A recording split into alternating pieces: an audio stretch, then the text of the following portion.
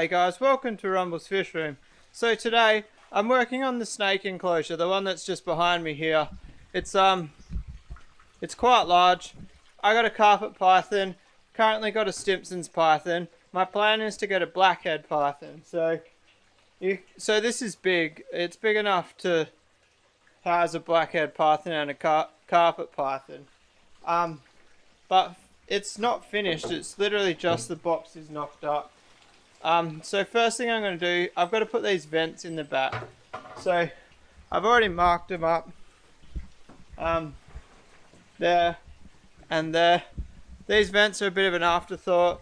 Well, I always needed vents, but I didn't think about it until I knocked it up. So when I bought them, I didn't buy them until after I'd made the box. So I'm going to have to cut them out now instead of I could have cut them out on the CNC before it was knocked up.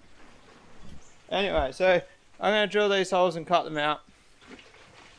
Alright, so just drill these 8 holes. Wait, it's on hammer. I got to drill every corner, it just makes it a bit easier. And we're not using that drill bit because it's blunt. Alright, take 2.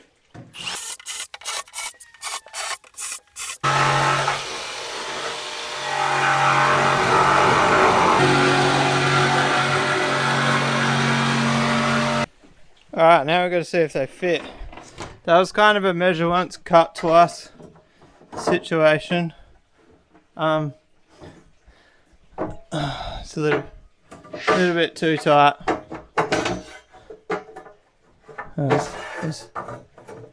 It's a lot too tight actually. Oh no. Oh, my jigsaw blade was cutting on it in a bit. Joy of jigsaw is they never cut straight. I was probably leaning on the blade a little bit, so it fits in the back but not the front. But that's alright, we can trim it up. I'd rather be too tight than too loose because I don't actually want to glue these in. I want them to be removable. So I'd rather have to trim it out a bit than the opposite. You know what I mean? Alright, so I got the vents in. There's a little bit of chipping from where I drilled it. I probably got a bit carried away. I drilled right up into the corners so that way I wouldn't have to square them out. But I got a bit carried away on this side. But I've got some white touch up at work. It's not actually on me. I'll bring it home and touch that up. But the only thing is, they're really hard to get in. Like, you've really got to smash them in. But they're really easy to pop out. So normally at work I would glue them in, but you can see how I've done this hole here. This is for my power to come in. I've done it on both of them. That one actually probably need to do a bit bigger. But so the idea is power comes in and then the vent goes in. I don't really know what I'm going to run in these. At this stage I'm thinking a heat cord wrapped around PVC with what do you call it? AstroTurf on it. But I'm not going to be able to get that at the moment because as of today Bunnings have brought in new restrictions, which is 20 customers per store, and I'm not lining up for like 4 hours to get a bit of AstroTurf or PVC and all the other bits I need. But anyway, so if I do end up putting the snakes in here this week, they will be going in with their heat mats. Either way, that is my entrance on both things. And then I'm just going to put 2 pan heads in, screwed hard up against. So like I'll center them there and there. You won't notice them. It'll be alright. It's just a melamine snake enclosure. It will look reasonably fancy because I've got some fancy hardware for it, but it won't look out of this world fancy. But anyway, next task. Alright guys, so I've got some sad news. I've got the hinges for the glass doors, but I didn't remember to bring hinge plates home from work. So, hopefully, if we don't get locked down before Monday, I'll get some on Monday, and we'll do the doors during the week.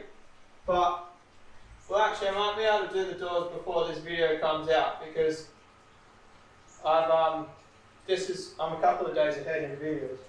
But let's try the snake in the enclosure.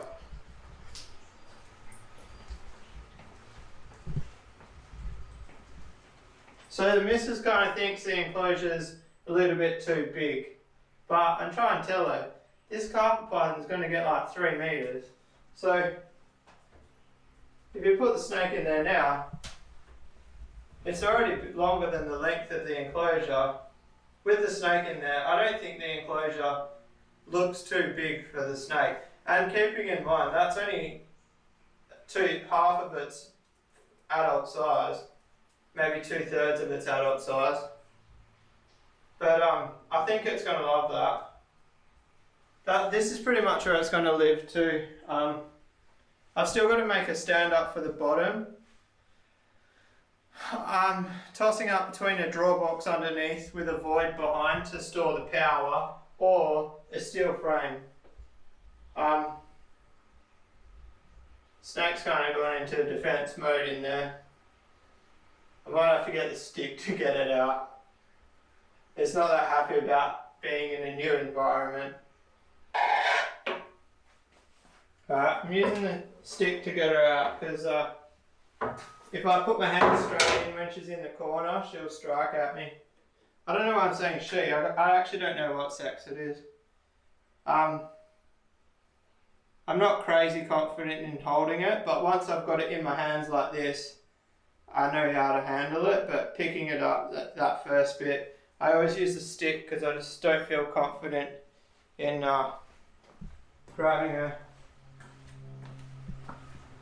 But anyway, let's get the hinge plates. I'll get them at work and then we'll cut to the next clip.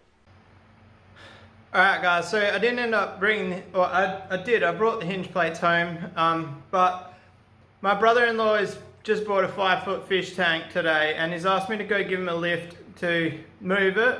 So I'm basically just trying to smash this video out for you guys to have some content, and tomorrow's video is probably going to be about how to move a fish tank with ease. I'll probably film, I don't see why not. I'll see how we go. I might even do like some B-roll and then just voiceover because I don't really want to be vlogging in a random's house. We'll see.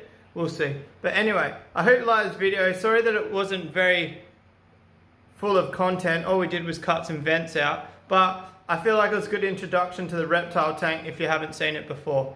If you like this video, give it a thumbs up. If you want to subscribe for more, hit the little red button. If you're excited to see more reptile content, drop a comment. And I'll see you guys tomorrow. Peace out.